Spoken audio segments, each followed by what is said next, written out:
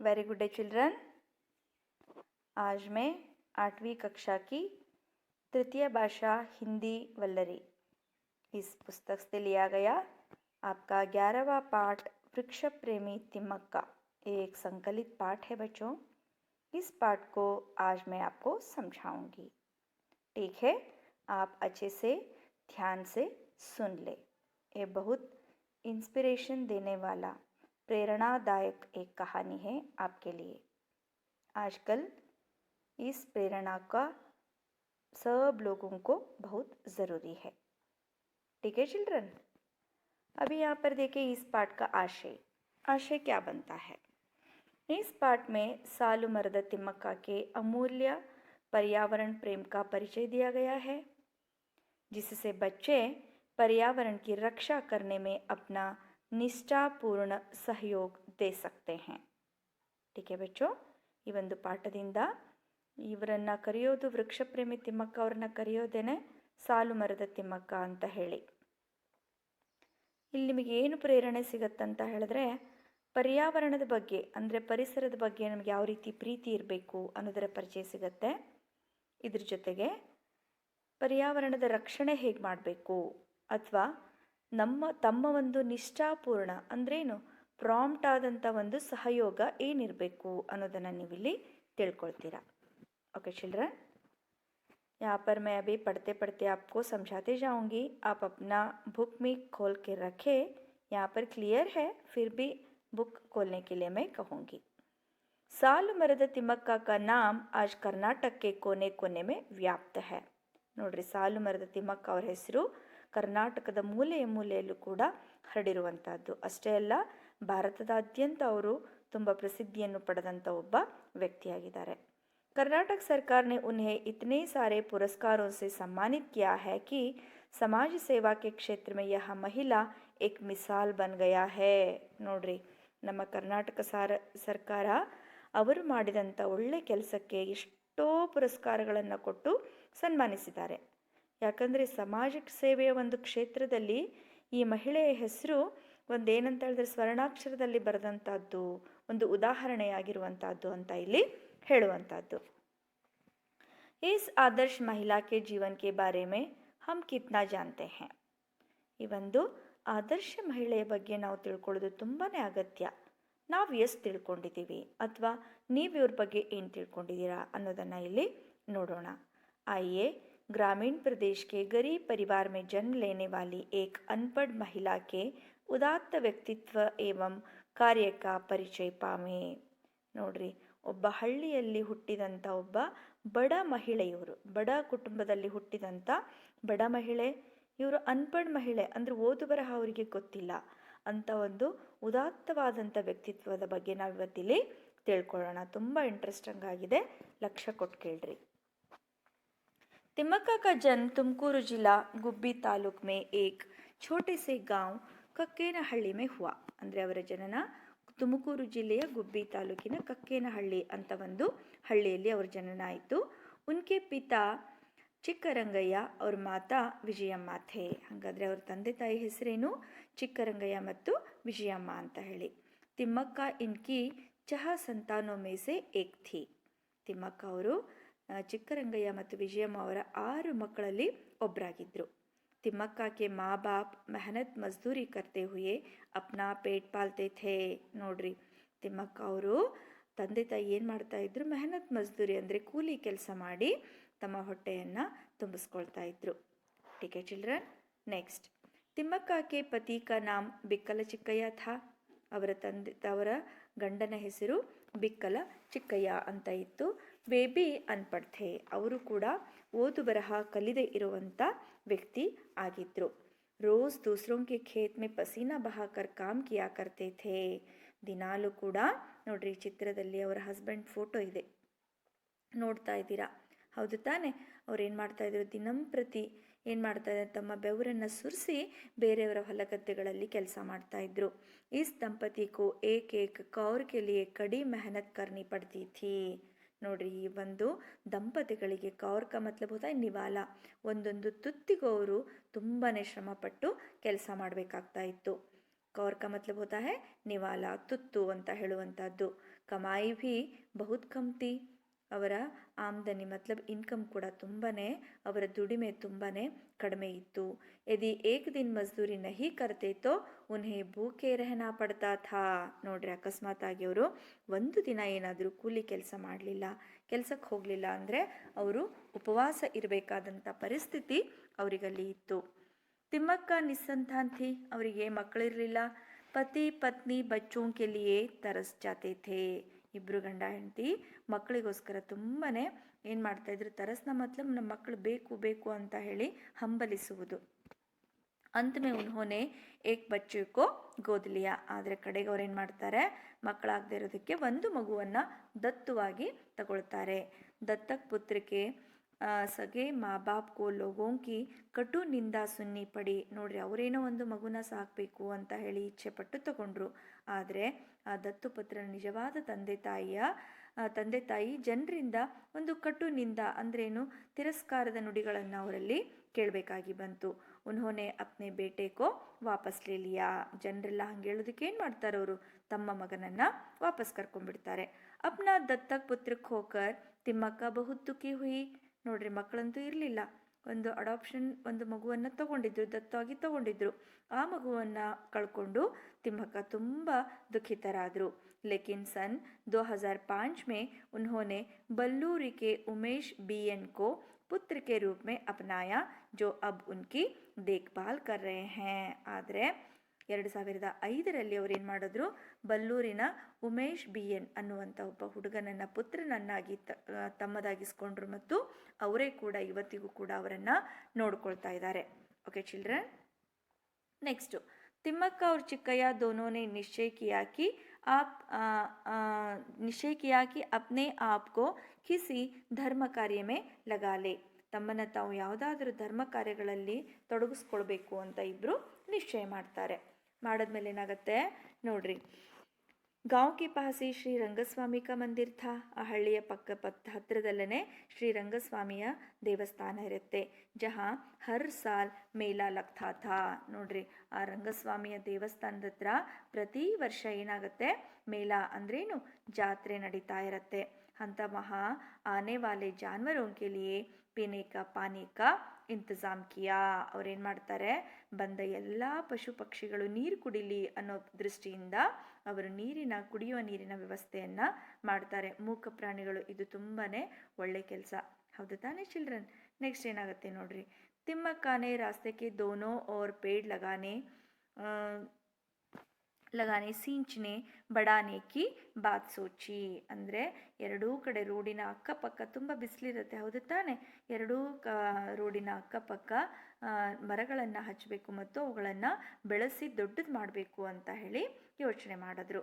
ಆನಂತರ ಯಹ ಕಾಮ್ ಆಸಾನ್ ನಹಿ ಥಾ. ಈ ಕೆಲಸ ಅಂತೂ ಈಸಿಯಾಗಿ ಇರಲಿಲ್ಲ. ಫಿರ್ ಭಿ ಉನ್ಹೋನೆ हुलीकल और कूदूर के बीच के 4 किलोमीटर के रास्ते के दोनों ओर बरगद के ढाल लगाए.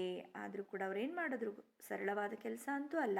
ಆದರೂ ಕೂಡ ಹುಲಿಕಲ್ಲು ಮತ್ತು ಕೂದೂರ್ ಅನ್ನುವಂಥ ಎರಡು ಹಳ್ಳಿಗಳ ಮಧ್ಯದಲ್ಲಿರುವ 4 ಕಿಲೋಮೀಟರ್ ರಸ್ತೆಯ ಎರಡೂ ಕಡೆ ಬರ್ಗದ್ ಕಾ ಮತ್ಲಬ್ ಕ್ಯಾ ಹೋತಾ ಹೈ, ಬನ್ಯಾನ್ ಟ್ರೀ, ಆಲದ ಮರ ಅಂತ ಹೇಳ್ತೀವಿ. ಆಲದ ಮರದ ಸಸಿಗಳನ್ನು ಅವರು ಹಚ್ಚಿದ್ರು. उन पेड़ों को भेड़ बकरियों से रक्षा करने की ವ್ಯವಸ್ಥಾ ಕಿ. ಹಚ್ಚೋದಷ್ಟೇ ಅಲ್ಲ, ಆ ಮರಗಳನ್ನು ಆಡು ಅವೆಲ್ಲ ತಿಂದು ಹೋಗ್ತವೆ, ಹೌದು ತಾನೆ. ಆಡು ಕುರಿ ತಿಂತವೆ, ಅದರಿಂದ ರಕ್ಷಣೆ ಮಾಡುವಂಥ ವ್ಯವಸ್ಥೆಯನ್ನು ಕೂಡ ಈ ತಿಮ್ಮಕ್ಕ ದಂಪತಿಗಳು ಇಲ್ಲಿ ಮಾಡಿದರು ಅಂತ ಹೇಳಕ್ಕೆ ತುಂಬಾ ಖುಷಿಯಾಗುತ್ತೆ ಮಕ್ಕಳೇ, ಹೌದು ತಾನೆ. ಆನಂತರ ಪೆಹಲೆ ಸಾಲ್ 10, ಮೊದಲನೇ ವರ್ಷ 10 ಮರಗಳನ್ನು ಹಚ್ಚಿದ್ರು. दूसरे साल 15 और तीसरे साल में 90 पेड़ लगाए. ನೋಡ್ರಿ, ಒಂದೇ ಸರ್ತಿ ಎಲ್ಲ ಹಚ್ಚಲಿಕ್ಕಂತೂ ಆಗಲ್ಲ, ಹೌದು ತಾನೆ.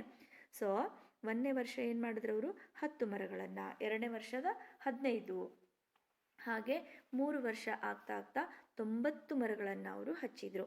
उन्हें अपने बच्चों की तरह प्रेम से पाला पोसा, वह काम निरंतर 10 सालों तक चलता रहा. ನೋಡ್ರಿ, ಆ ಒಂದು ಮರಗಳನ್ನು ತಮ್ಮ ಮಕ್ಕಳಂತೆ ತುಂಬ ಪ್ರೀತಿಯಿಂದ ಸಾಕಿ ಸಲಹಿದರು.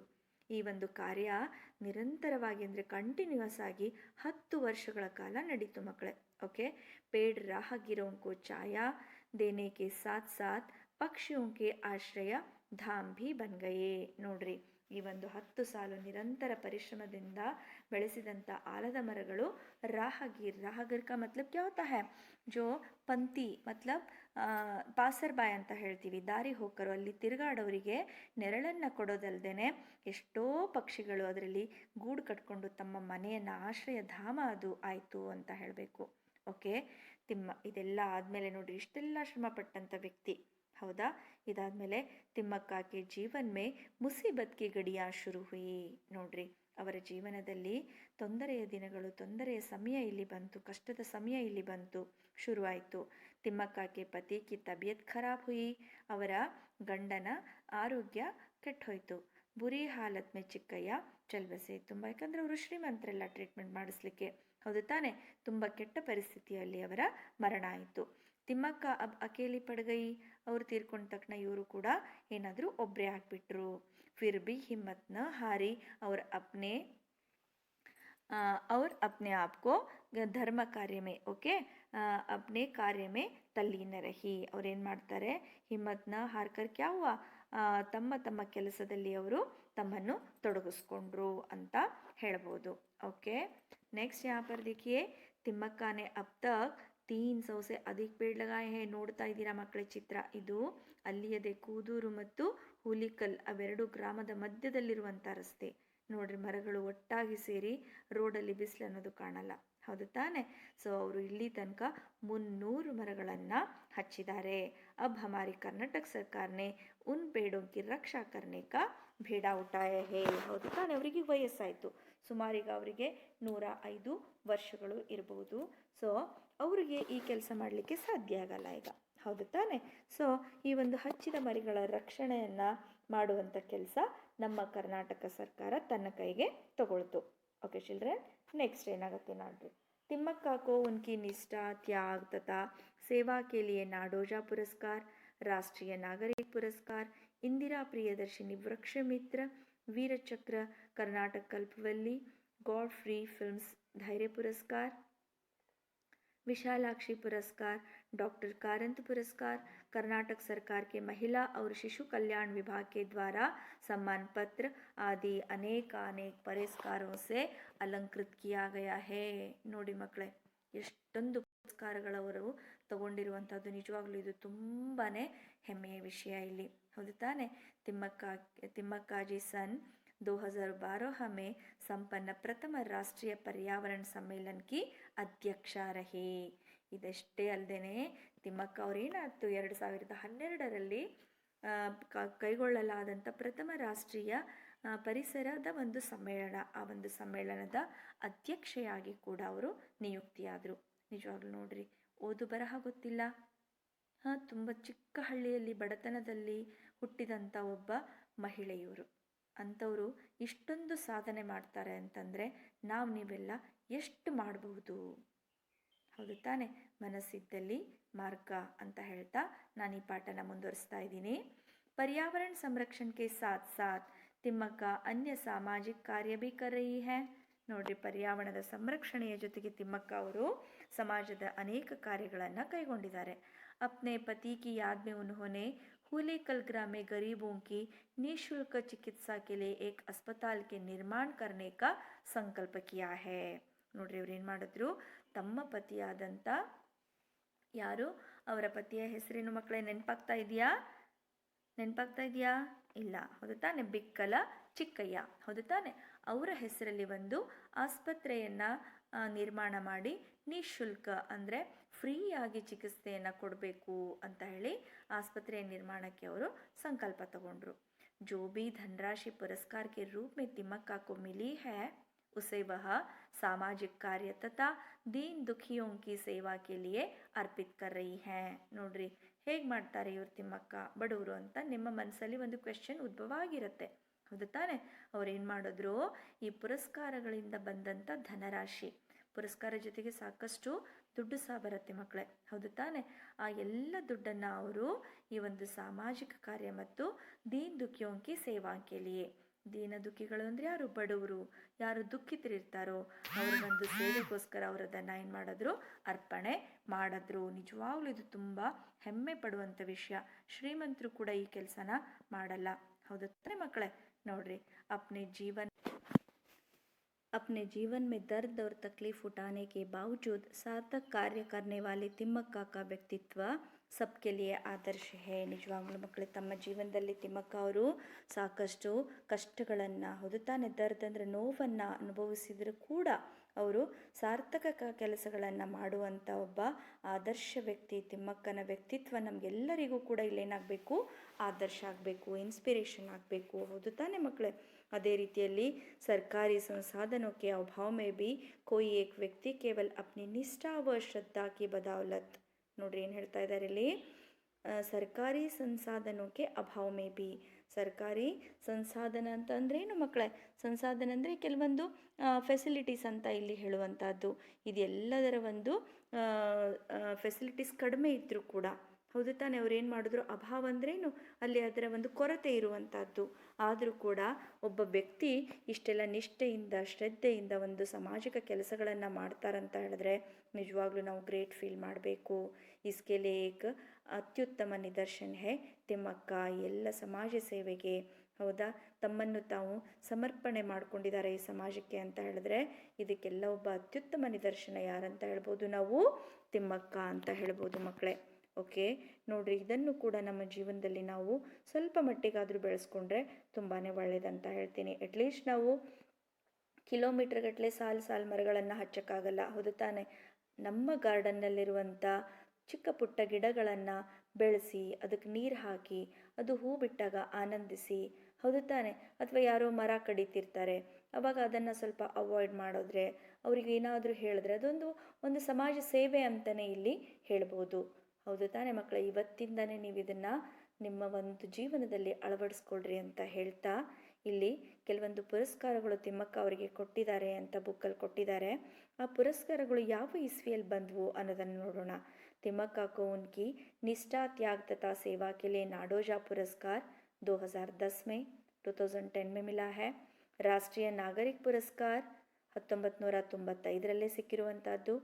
ಇಂದಿರಾ ಪ್ರಿಯದರ್ಶಿನಿ ವೃಕ್ಷ ಪ್ರೇಮಿತ್ರ 1997ರಲ್ಲಿ, ವೀರಚಕ್ರ 1997ರಲ್ಲಿ, ಕರ್ನಾಟಕ ಕಲ್ಪವಲ್ಲಿ 2000 ಇಸ್ವಿಯಲ್ಲಿ, ಗಾಡ್ಫ್ರಿ ಫಿಲ್ಮ್ಸ್ ಧೈರ್ಯ ಪುರಸ್ಕಾರ 2006ನೇ ಇಸ್ವಿಯಲ್ಲಿ, ವಿಶಾಲಾಕ್ಷಿ ಪುರಸ್ಕಾರ ಕರ್ನಾಟಕ ಸರ್ಕಾರಕ್ಕೆ ಮಹಿಳಾ और ಶಿಶು ಕಲ್ಯಾಣ ವಿಭಾಗಕ್ಕೆ ದ್ವಾರ ಸಮ್ಮಾನ ಪತ್ರ. ಎಲ್ಲ ಪುರಸ್ಕಾರಗಳು ಇಲ್ಲಿ ಸಿಕ್ಕಿರುವಂಥದ್ದು.